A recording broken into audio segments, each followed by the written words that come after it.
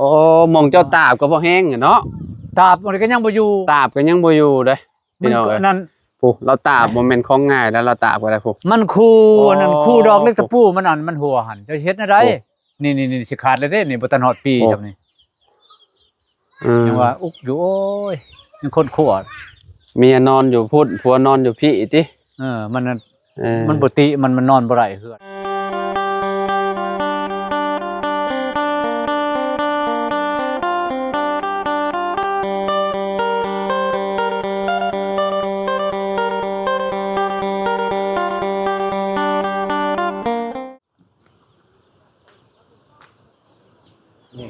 อ้าวสบายดีและสวัสดีนะพ่อแม่พี่น้อง FC เบิร์ดสุขูสุคนเนาะ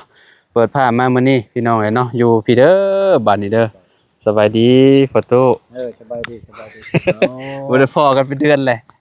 ฮอดบ่เคยเดือนโอ้ยเกือบแล้วเจ้าเนาะเป็นจังได๋อยู่ดีมีแห้งอยู่บ่คือเก่าอยู่ดีมีแห้งก็มีแต่อันเว้าหั่นแหละมันเจ็บคือเก่าโอ้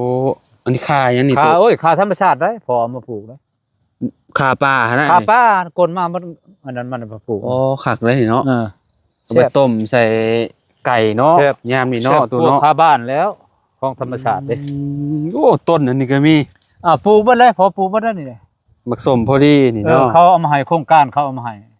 ปลูกปลูกหลายคุ้มแต่มันบ่อันอยู่ฝั่งไทยน่ะสิห้องหมากกระเจี๊ยบเนาะหมากกระเจี๊ยบบ่ต้นกระเจี๊ยบโอ้โหเด้อพี่น้องเนาะ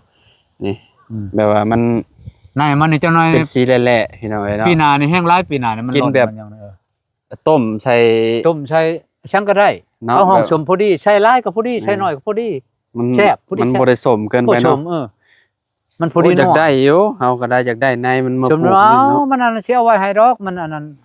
มันแก่หลายต้นเนาะจะปลูกเนาะพูนแม่นหมดอย่างเต็มอยู่พุ่นป้อหลายลีเนาะมัน10ปลายต้นพุ่นมันเป็นแต่ซ้ำนี่หัวจิงไข่ก็เป็นเงาอยู่เต็มอยู่หัวจิงไข่กับปุ๊กพอได้ใช้พอบ่ได้คอมหมูนะต้มไก่ต้มกาเนาะนั่นแหละพอจังมักอยู่โดดเดี่ยวแบบนี้สุดยอดมีบนเฮ็ดบนฉางนี่ดุเนาะเจ้าเนาะปลูกบ่เลยนี่คนมักเฮ็ดบ่อยากอยู่ล่าเด้แต่ละมื้อบ่แม่นว่าดอกอันนี้ก็ผู้ปลูกอันนี้ก็เสริมพี่น้องเนาะอันนี้มันแดดแห้งนี่มันอันนั้นบ่ได้ท่านเอาพูนใช้ต้นมะคุงอีกผู้เอาเข้ายังบ่ได้แล้วนะตู่เนาะแล้วยังตีอีกเด้เอ้าคือบ่ปั่นเอาตู่ปั่นมันบ่มีเงินเฮ้ยเอามื้อตีเอานะนี่น่ะยังบ่ได้แล้วคักบ่นี่น่ะอันใดตัวใดตัวนี้นี่ว้าวเข้านี่แหละยังบ่ได้แล้วบ่ที่ว่าเก็บเกี่ยวนะยังอีหั่นมื้อนึงมื้ออื่นหมดยังน้อยนึงเมียจะเป็นอะไรนั่นนี่เพิ่นมาเกี่ยวอยู่บ่ซะก็มันมาคุมื้อดอกคนบ่ได้ห้ามบ่ตู่บ่ครับมันล่มจนลามันมาทางนั้นนี่เขาอัดมาเด้ทางนี้มันบ่มานี่เวลาผลถือมันก็นั่นแหละมันสูงแล้วถือมันบ่มาจักเทื่อนี่บังเฮือนข่อยเด้มันมาแต่ทางนั้นเขาอัดบ่ได้ทางนั้นพลาดเอาเนาะตีเอาล่นไว้ขนาดเฮ็ดค่อยๆแล้วเดี๋ยวนี้มันก่อยแล้วไก่นี่ก็พี่น้องต้นน้อยๆเนาะไก่ชาละวันมาแต่ชาละวันเมื่อว่าพาเมียเมื่อบางแล้วนี่อันนี้ได้ไก่เจ้าบ่นี่น่ะแนวชาละวันไก่ชาละวันโตลูกมันยังเหลือเก่าฝนตกเพิ่นยังได้เฮือนนี่ตกคือเก่านี่น้ำพี่น้องเนาะโหคือเก่าเนาะคือเก่าแล้วมีแต่กระป๋องกระพะแถวนั้นพออีตู่มาวันนี้เบิดแล้วเนาะมันอันนั้นล้นมันเหี่ยวมันอันนั้นมันแก่แล้วของฝากของต้อนประตูขอบอกขอบใจน้ำหลวงเต่าละลายเด้อให้อยู่ดีไม่แห้งเจ็บจะได้ใครอย่ามีปรารถนาสิ่งใดอะไรสิ่งนั้นมีแนวให้รวยเสริมพลังให้เจ้าพ่อเลยนี่แหละขอต้องการอย่างเดียว100ขอบอกขอบใจอันนี้อันวิตามินซียังทงหนึ่งแต่ลูกให้ประหยัดกินได้ยังทงหนึ่งได้เด้อมีอะไรบอกว่าจะโดนจะกินยังบ่เบิดอยู่บ่ยังทงนึงไปจะกินแบบไหนคือบ่เห็นเบิดกินบ่เดือช่องช้ำมือก็บ่กินสิหามือบ่กินมันอยากจังกินกินบ่มือมันก็หมดแหละประหยัดกินจังว่ายามใดเฮาเฮ็ดเวียกเฮาจังกินบ่มีของกินกินกับเขาเป็นคักกะลีพี่น้องเราทางออกมองนี้แล้วก็ทางออกอีกทางนี่เห็นบ่เราอยู่นี่แบบโอ้ยังสิทางต่ออีกไรทางต่อทั้งพุ่นค่อยทางมาเล็กๆน้อยเป็นทหารนี่คัก เนาะ บ่อยู่ล่ะ แบบว่ามักทำความสะอาดบ่ให้มัน เวลากลางคืน มั มัน น หก คักๆเฮามาเยื่องเบิ่งให้มันเห็นสมมุติชัดมาจังพอได้เฮาได้เดียวใส่ อืม แต่มันบังหกบังยังเนี่ยบ่ได้ เฮาบ่เห็นติ บ่เห็นชำอันนั้นเฮาถือกันแล้ว มันเจ้าเป็นหัวแล้วบ่ตุ เป็นบ่ทันคักจังน้อยก่อนให้มันหมดพ้นก่อน อืม เป็นแล้วหัว เป็นแล้วเนาะ มันใหญ่คักมันกินบ่ทันแซ่บมันมีผล เอามาเป็นหยังแสคือ เขา ตาย ก้นเลยหันก็ยังหายก้นหมด กล ทั้งนั้น กลมันให้หยังน่ะ เอาก้นกินเขาขุดกินเขาก้นเอาหมดกูหากมันล้ม อ้า ก็ ว ปลุกขึ้นอีกก็ยามัน ปู่มันก็บ่อยู่แล้วบัดนี้มันตายแล้ว บ่ตั้งไว้ชื่อเจ้าหน้าที่ตัดปลูกใหม่อีก อืม เสียบไว้ อันนี้ก็แม่นคือกันเนาะ แม่นแล้วนี่ตัวนี้มันมุกอลีตัวนี้นี่มันเวียดกินก็ได้แต่บ่แซ่บหมอนี่ อันนี้มันก็เจ้า มัน ขายแล้ว เค ว่า เลยนี่เห็นว่ามันงามมันนี่ อืม นี่มากอันนี้ก็แซ่บ อันนี้คือหมากหยังอันนี้ มากอันนั้นเด้มากมันจะเผาเด้นี่ โอ้หมากมันเผา กินกับแจ่วแซ่บ เป็นหัวอยู่ว่ามันเผานี่ เป็นแล้ว กินอันนี้หมากมันเผาเนาะ เครือมันเผาหมากมันก็กินได้หมากมันก็กินได้ พอเฮาบ่ได้เข้ามาหลายมื้อแล้วคิดว่าข้าวเราเกี่ยวแล้วแหละพี่น้องเอ้ยก็ยังเนาะ เขามันยุ่งหลายมันก้อยมันชานกันอยู่ในตีเอานี่มันหกมันยังนี่มันเทอละเช่นเทอละอันนั้น มันโดนแหละเนาะ มัน โดน เทอ แล้ว ละเช่น ก็ เห็น มัน แห้งลายมันผันล้นคอยเกี่ยว มันหักทบเนาะ เออ พี่น้องเอ้ยเนาะคือเราก็เอาเมียนคักกะลี เที่ยง เนาะ เตรียมใช้นี่เมียสิเกิดลูกจังหน่อยนี่เคียน5อีกนี่ เตรียมไว้นี่เลยบ่ เตรียมไว้นี่คนลงไปพุ่นแต่หล่อลงไปพุ่น โอ้หางไก่ก็อยู่ในนี่เลย ไกลอยู่นี่แล้วคอยจังหน่อยนี่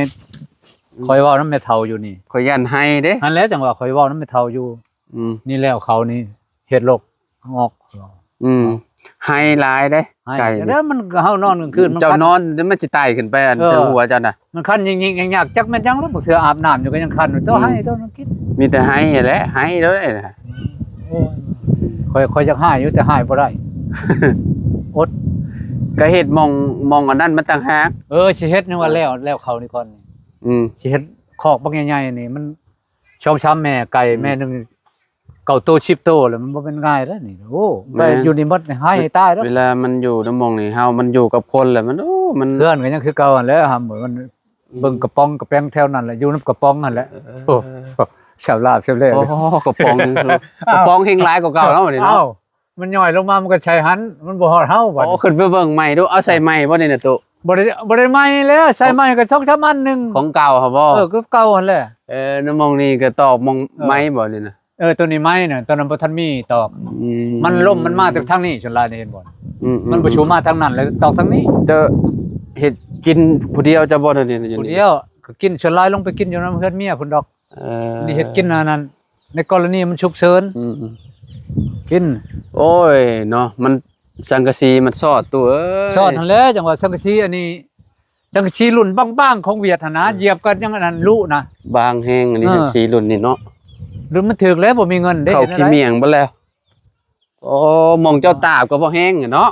ตาบมันก็ยังบ่อยู่ ตาบก็ยังบ่อยู่เด้ มั พี่ น น้อง ก็ เอ้ย นั่น ผู้เราตาบบ่แม่นของง่ายแล้วเราตาบก็ได้ผู้ มันคู่ อ๋ออั อันนั้นคู่ดอกเล็กตะปูมันอันมันหัวหั่นจะเฮ็ดอะไร โอ้ นี่สิขาดเลยเด้นี่บ่ทันฮอดปี โอ้ จังนี่ยังว่าอุกอยู่โอ้ยยังคนขวด เมียนอนอยู่พุ่นผัวนอนอยู่พี่ติ มันนั่น เออ มันบ่ติมันนอนบ่ได้เฮือน เอาบัดหน้าพ้นนี่ก็มานอนได้แล้ว คันมันมาคันสินอนโดนว่าเพิ่นนอนไปจังว่าจัก พี่น้องเอ้ยเนาะ ชอกหาใหม่จักได้ใหม่48เดี๋ยวนี้อยากหาเช้าใหม่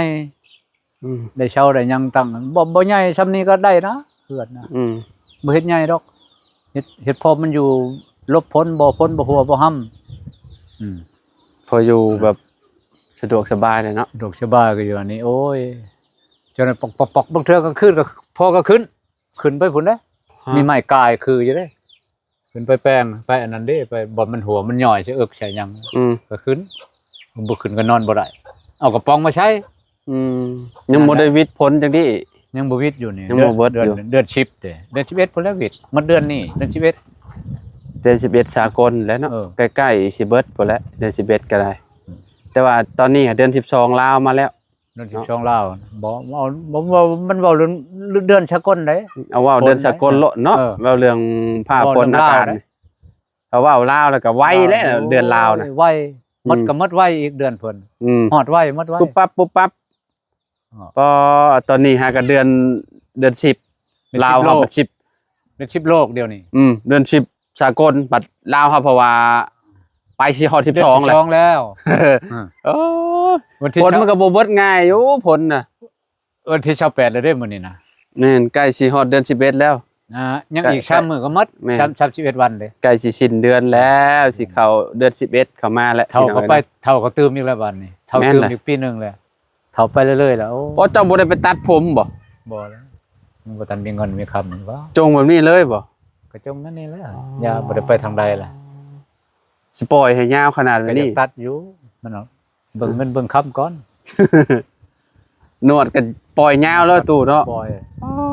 โซน้ำมันเมียนะ เมียบ่ได้มานอนนำอยู่ผู้เดียวติ นอนผู้เดียวหนาวแล้วเดี๋ยวนี้โอ้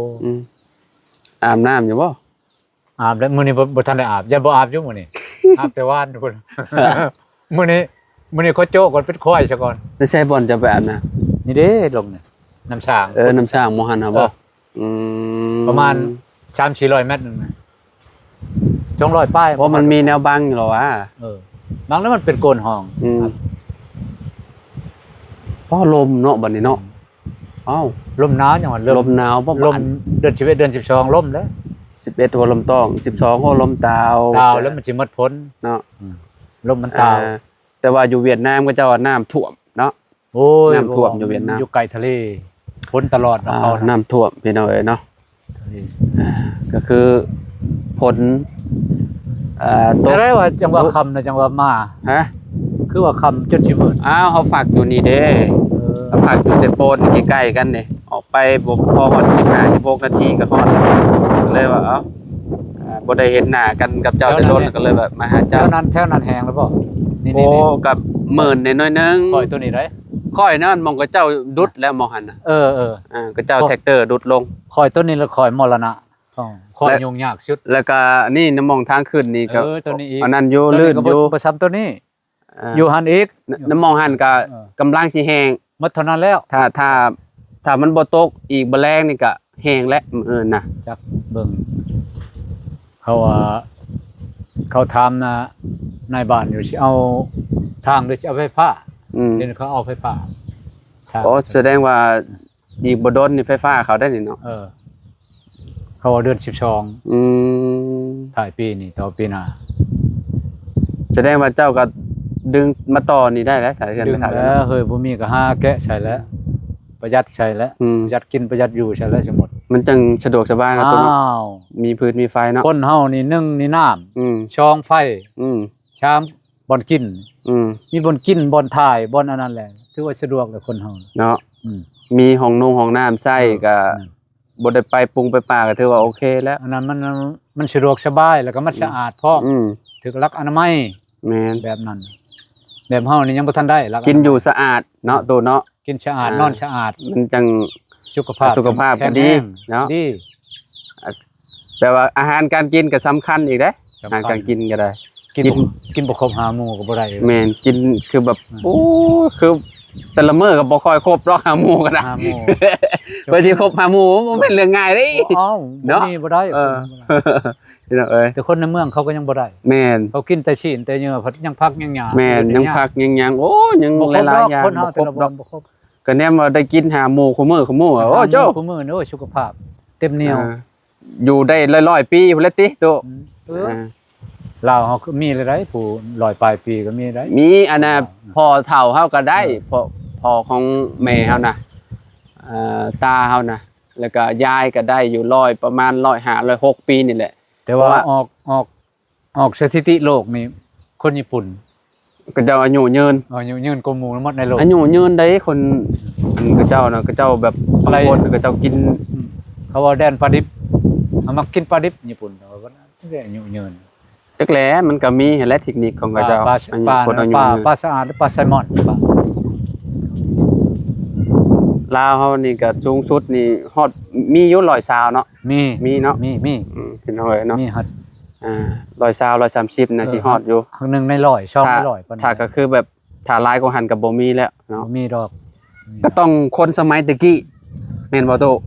แม่ คนสมัยตะกี้แต่ก่อนผู้แม่นแท้ แม่ เนาะ นตะกี้แต่ก่อนมัน แบบว่าสารเคมีบ่เข้าถึงต มั อน น บ่ นั้น ทัน เนาะ มีเคมีตะกี้มันบ่มีเคมีดอก มีแต่พุ่นขี้งัวขี้ควายเฮานี่แหละเนาะใส่ให้ชนะก็ได้บางทีก็บ่ใส่ซ้ำเนาะ ใช่ของธรรมชาติ มันงามอยู่แล้วเฮ็ดให้เฮ็ดสวนก็ได้พี่น้องเอ้ยเนาะเป็นพวกเป็นผักหยังก็ได้เนาะมีแต่กินจากธรรมชาติพวกกบพวกเขียดเนาะ กบเขียดกระหอกกระแตหนูนกหนูปูจี มันบ่อึดบ่ยากนะ เฮ็ดแห้วเฮ็ดอันนั้นก็ซ้ำสิกินตะกี้มันหลาย แต่หนูนี่คุมเมอร์นี่ก็คะแนนกับเจ้าเอามาขายก็อยากมีแบบกันพูดกันเฮาได้เด้ โอ้บ่แม่นอยากมีต้องมี มีแหละพี่น้องเอ้ยเนาะ ก็ไปชื่อหาบอลมันนั่น อ่า หลายๆพุ่นก่อนมันสิฮอดเฮาเป็นมื้อช่องมื้อแล้ว เพราะว่าเพื่อเขาสิขายออกอีกก็บ่แม่นง่ายอีก มันจะเบิ่งแถวนี้ให้ในบ่กวางๆเฮาเลาะแคม บ่มีเนาะ กินเห็นหนูเห็นกระแตกินซั่น มันบ่มีแล้ว พี่น้องเอ้ยเนาะก็คือแบบบางว่านี่แถวนี่แทนที่จะแบบอ๋อหนุกหนูเนาะตู เฮาจะ เนาะ เฮาจะใส่กระทิบกระแตบกระตับเฮาไปเลาะเบิ่งบ่มันกินบ่มีเลยบ่ใช่ หายากเนาะของมือเนาะ ยากแล้ว หากินยากพี่น้องเอ้ยเนาะ พูดไปก็ไปใกล้หวยดินแดงหวยกะทิพุ่นทางหมดแล้วทางนั้นก็ได้ เฮาก็อันนั้นพอได้กินอยู่ยุคเฮาตะกี้ก็ได้หนูน่ะพวกหนูตองขาวหาหลายอยู่ดอก3เฮาก็เนาะหลัก3แหละเฮาก็ได้กินอยู่ดอก เอาไป โอ้หลายในตู้เอ้ยหนูตะกี้เนาะ หลายแท้ หนูทองขอทองขาวโต หนูทองขาวหนูวาย อืม โอ้ยอึดจัง หลายพี่น้องเอ้ยเนาะพวกเขียดพวกอึ่งนี่เอ้ย บ่แม่นว่าเฮามาอยู่นี่บ่เทอเฮาอยู่เซโนซำได้กินชัดหลายกว่า อืม มีหลายกว่ามันนกนูปูจีพอได้กินในป่ายังไง อืม อยู่เซโนปลาคือกันลงชุยคอนแต่มันทำสิกินปลา อืม แกงเบ็ดใส่เบ็ดใส่หม่อง เอาจะไปซุยอัน โอ้ยบ่อนหากินเฮาแล้วฮะ แถวซุยแถวยังจะไปแม่นบ่ ว้ายตั้งแต่มันเกิดตะบิดตั้งแต่เขารุดตะบิดเฮาก็ยังไปเบิ่งเขาตั้นเขานี่นะ ตะกี้มันเป็นทงหน้าเขาหมดใส่ห้องตัวนั้นใส่หัวบนเขาตันช่วยกัน ตะกี้แต่ก่อนมันเป็นแบบนัดทงน้ำแม่นบ่ ให้หน้าเขาหมด บัดนี้ก็ ไม่มี กระเจ้าแบบ ห้อง กระเจ้า ต่าง แบบว่าป้านอ่างเก็บน้ำนะเอาง่ายๆ เขา เนาะ ป้านเขา อ่า ขึ้นเขาชิมั่งตั้นเลยเดี๋ยวนี้เขาเฮ็ดปากเป่งทั้งพี่ อืม ทั้งเบิ่งชา เฮ็ดเป็นอ่างเก็บน้ำใหญ่เลย ใหญ่แล้ว ใหญ่นี่เมืองจำพรเลยเด้ฮะพี่น้องเอ้ยเนาะอ่างเก็บน้ำซุยน่ะ มันท่วมคนมาชังไผ่มันจังบ่อนมันอันบ่อนกลาง อืม เลิกแล้ว หากินแต่อาหารหมดเซโนหมดอันนั้น อ่า กินอยู่หันแล้วลูกปลานั่นน่ะ โอ้แสดงว่าจะไปแถวนั้นไปหาตึกหยังแถวนั้น โอ้ เลย ย ติ เที่ยวจังหน่อยหัวค่ำเที่ยวยังมันเฮาไปหาเลาะอันนั้นยิงมันแล้ว แถวเซโนเนาะ เออ คือว่าและอยู่ใกล้ๆกัน เซโน เมืองเฮาเมืองจำพรประตูอยู่กับเมืองอุทุมพรเนาะ อุทุมพร เพราะว่าเราเป็นทหารอยู่นี้เนาะจ้ะเนาะอยู่ในเซโนเนาะ ทหารกองพลที่สี่ อืม เซโน โอ้โอ้ อยู่กองพันสื่อสาร อ่า ทหารสื่อสารหับใส่เซโนหับใส่กองพล อืมโอ้เจ้าก็ มัน มาไกลเนาะจ้ะเนาะ ไกล ข้ามมาหลายเมืองเติบจ้ะเนาะ ไป มันก็ไปตามวาสนาหำเลย อืม พ่อเมียผู้นี้เมียผู้นี้เด้ อืม ชายมันเลยในลูกได้ลูกน่ะเสือแดง ฮู้แล้วนะ ปะแล้วนะ อ่า มันเมื่อยาม อืม ดินน้ำพี่น้องมันพอกันอยู่พุ่นคายเครื่องให้พี่น้องรวมกันแล้วได้กันแล้วมาพี่ ก็เลยมาพี่เนาะ ก็ต่อ ต่อเล ต่ออี ยยาวเลยบาด บ่ได้ไปเลยแล้วบัดนี้ต่อ อยู่นี่เลย บัดนี้สิต่อนี่แล้วเฒ่าเลยเด้บัดนี้เห็นได้ไปใช้อีก บ่ต้องไปใช้แล้วอยู่นี่แล้ว หมู่ครูอยู่เชโนก็บึดดอกเมื่อลิ้นเมื่อหยังนำเขาโอ้ยมึง อืม สิอยู่ใต้ยังหัวยึงมันมีหยังกินบ่ อืม มีพี่มีน้องอยู่ใช้แล้วมาอยู่เชโนน้ำกูพี่นะหลายคนบอกเลย อืม บ่มี เอาเจ้าบ่ได้มีรถจักรบ่ตุ บ่มีจะสิมีรถจักร ฮะ ว้าตัวหักกะหูอยู่ เอาคือเฮาคิดว่าเจ้าอยู่ในเฮือนเมียเจ้ามีรถจักร บ่ได้มีเฮือน ของ เมีย เจ้า บ่ เอง มี นี่ รถ นะ จักรบ่มีรถถีบบ่มีรถไถ อ่า เขาสิกินก็บ่มียังสิเฮ็ดว่านั่นว่าจังรถจักร แล้วมีรถจักรขี่ไปแบบไปหันไปนี่ ก็นั่นแหละจังว่าไปตลาดนี่ก็ย่างนี่รถแรกนี่ย่างไปนี่ลัดนี่ตามป่าตามนี่ความห้วยโค้งนี่คันน้ำมากก็ไปบ่ได้พี่ย่างทางนี้โค้ง อืม ห้วยโค้งได้ทางนี้นี่ ก็คือแบบว่าเจ้าย่างลัดปานนี้ เอ มัน อ ตาม ย่างลัดปานนี้ มันตามฮอดอัน ตามครัวพุ่นเลย เอ ครัวเฮือนมาช้อนพุ่นครัวตัวสุดท้ายพุ่นโลด แม่นบ่อ้าวออกครัวพุ่นแล้วแหละ ไป ย่างเข้าเมืองแล้วแหละ ลัดออกคันเด้ แกแนมไปทางนี้มันโค้งเนาะ ไปทางนี้โอ้ยพอแห้ง คิดว่ามีรถจักรคันหนึง บ่มี ขี่กับเมียไปหาเมียไปหันไปนี่เนาะ ภาวนาอยู่อยากถึกเลขนี่ ชื่อเลขอยู่บ่ว่าจะถึกเลข ก็บ่ชื่อแล้วจังว่าจะพันหน้าพี่พ่อพี่แม่มาบอกตัวเลขจังคืนนี่ ก็จะเฮ็ดใช้พอได้รถจักรรถถีบดีว่า พอได้ขี่เนาะโอ้จะแน่ว่าเจ้าถึกเลขเจ้าก็ได้เฮือนหลังใหม่แล้วแหละ ได้ลำใหม่พ เจ้า ร้อมรถจักรพร้อมแล้วเห็นได้ แล้วก็ ซั่น สบาย วัฒ เล นาย บ่ถึงแล้วนี่ บั้นปลายชีวิตเนาะได้อยู่แบบเฮือนดีกว่านี้ก็คักอยู่เนาะตัวเนาะ โอ้ แต่ว่า หลังนี้ก็คะแนนสังกะสีดีกว่านี้ก็คือสิโอเคอยู่ดอกเนาะ ครับ นี่นะ บ่ ก็สิ พอดีพานี่ก็ตัวนี้ก็มัน ดี หมอสิหมดพ้นแล้วก็จะบ่ทันแอมก็สิแอมอยู่นี่ยังหมดพ้นมันยังสิไปหาตัดไม้เหี้ยไม้นั่นนี่มาชานนี่ อืม มันไกลแต่แท้มาเหี้ยก็มันหมดแล้วเดี๋ยวนี้ สารเอาเอง อยู่ใช้ชานนี่ตันนี่ อืม เฮ็ดเทือนขอขึ้นครัวอีกเด้ เนาะ ยุ่งยากพี่น้องเอ้ยทุกข์ยาก อืม ปากมองนี่เบิ่งเฮือนชานนี่ อืม ชีวิตบรรทุกบรรเทา ตอนอยู่กองทัพโอ้ยคือชนกแท้มื้อเรามีผู้รับใช้ ไปพอเฒ่ามาแล้วออกมาผู้เดียว ท่มาพัด โอ้ยเป็นรองประชาชนแล้วพอแม่นบ่ โอ้พี่น้อยเนาะคือ นั่ง ว่า ใน แล้ว โต๊ะ คือว่าแล้วเจ้ามีเมียเด้ นั่งในโต๊ะเครื่องเป็นเหลี่ยมนี่ เจ้าน้อยชาวรับแขกเขาอ้ายน้ำชาอ้ายกาแฟ อืม อาหารปั่นเฉาเข้ามาข้าวจีข้าวจอก เขา มันก็ จี สนุกเลยคนนั่ง เขาจีร้ายสิโน เอ เนาะ อยุ่งอาหารรับแขกด้วยกองพันหนึ่งมันก็มี 4-5 คน อืม เขารับแขกรับใช้แต่นายแล้วบ่มันสิรับใช้หมดทั่วไปทหารได้ อืม แต่ละกองห้อยเขาก็มีอีกคนรับใช้เขาแต่ละกองห้อยนายร้อยเขา ก็มีผู้หญิงแต่ละกองร้อยอยู่ในสำนักงานนี่รับใช้กองพัน มันยิงทหารกับหลายคือกันเนาะ หลาย เป็นทหารพี่น้อง คืออยู่กองพันพอนี่40ปลายคนพุ่น อืม มันกองพันทั้ง ยิ ชาง มันยิง